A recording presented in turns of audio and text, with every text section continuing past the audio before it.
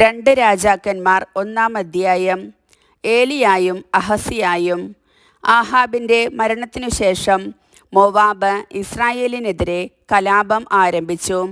സമരിയായിൽ വെച്ച് അഹസിയ മട്ടുപ്പാവിൽ നിന്ന് വീണു കിടപ്പിലായി. താൻ ഇതിൽ നിന്ന് രക്ഷപ്പെടുമോ ഇല്ലയോ എന്ന് ആരായാൻ എക്രോണിലെ ദേവനായ ബാൽസെബൂബിൻ്റെ അടുത്തേക്ക് ആളയച്ചു.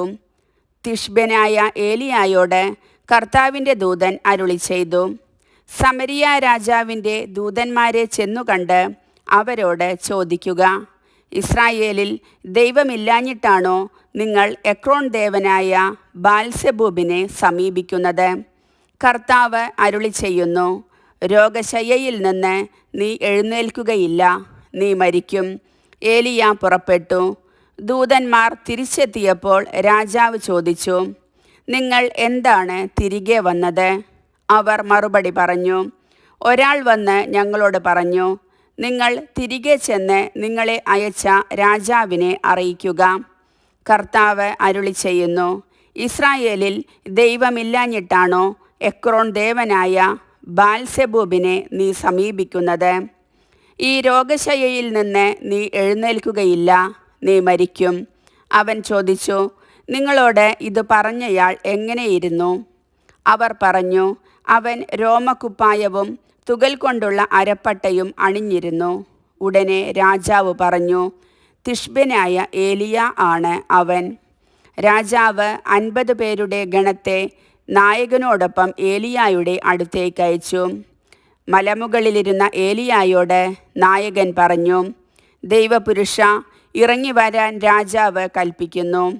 ഏലിയ പ്രതിവചിച്ചു, ഞാൻ ദൈവപുരുഷനാണെങ്കിൽ ആകാശത്തിൽ നിന്ന് അഗ്നി ഇറങ്ങി നിന്നെയും നിന്റെ 50 പേരെയും ദഹിപ്പിച്ചു കളയട്ടെ. ആകാശത്തിൽ നിന്ന് അഗ്നി ഇറങ്ങി അവരെ ദഹിപ്പിച്ചു. വീണ്ടും 50 പേരെ നായകനോടൊപ്പം രാജാവ് ഏലിയായുടെ അടുത്തേക്ക് അയച്ചു. നായകൻ ചെന്ന് അവനോട് പറഞ്ഞു, ദൈവപുരുഷ, ഇത് രാജാവിൻ്റെ കൽപ്പനയാണ്, വേഗം ഇറങ്ങി വരുക. ഏലിയ പറഞ്ഞു, ഞാൻ ദൈവപുരുഷനാണെങ്കിൽ ആകാശത്തിൽ നിന്ന് അഗ്നി ഇറങ്ങി നിന്നെയും നിന്റെ 50 പേരെയും ദഹിപ്പിച്ചു കളയട്ടെ. ആകാശത്തിൽ നിന്ന് ദൈവത്തിൻ്റെ അഗ്നി ഇറങ്ങി അവരെ ദഹിപ്പിച്ചു. രാജാവ് മൂന്നാമതും 50 പേരെ നായകനോട് കൂടെ അയച്ചു. നായകൻ ചെന്ന് ഏലിയായുടെ മുൻപിൽ മുട്ടുകുത്തി അപേക്ഷിച്ചു, ദൈവപുരുഷ, എൻ്റെയും അങ്ങയുടെ ഈ 50 ദാസന്മാരുടെയും ജീവൻ അങ്ങയുടെ ദൃഷ്ടിയിൽ വിലപ്പെട്ടതായിരിക്കട്ടെ. മുൻപ് വന്ന 50 പേരുടെ 2 സംഘങ്ങളെയും അവരുടെ നായകന്മാരെയും ആകാശത്തിൽ നിന്ന് അഗ്നി ഇറങ്ങി ദഹിപ്പിച്ചു. ഇപ്പോൾ എൻ്റെ ജീവൻ അങ്ങയുടെ ദൃഷ്ടിയിൽ വിലപ്പെട്ടതായിരിക്കട്ടെ. കർത്താവിൻ്റെ ദൂതൻ ഏലിയായോട് പറഞ്ഞു, അവനോടുകൂടെ ഇറങ്ങിച്ചെല്ലുക, അവനെ ഭയപ്പെടേണ്ട. ഏലിയ അവനോട് കൂടെ രാജാവിൻ്റെ അടുത്തു ചെന്നു. ഏലിയ രാജാവിനോട് പറഞ്ഞു, കർത്താവ് അരുളി ചെയ്യുന്നു, എക്രോൺ ദേവനായ ബാൽസെബൂബിനോട് ആരായാൻ ദൂതന്മാരെ അയച്ചതുകൊണ്ട് നീ രോഗശയ്യയിൽ നിന്ന് എഴുന്നേൽക്കുകയില്ല, നിശ്ചയമായും നീ മരിക്കും.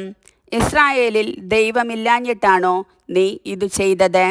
ഏലിയ വഴി കർത്താവ് അരുളി ചെയ്തതുപോലെ അവൻ മരിച്ചു.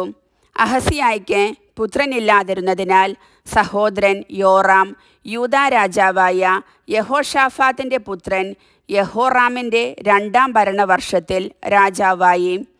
അഹസിയായുടെ മറ്റു പ്രവർത്തനങ്ങൾ ഇസ്രായേൽ രാജാക്കന്മാരുടെ ദിനവൃത്താന്തത്തിൽ രേഖപ്പെടുത്തിയിട്ടുണ്ടല്ലോ.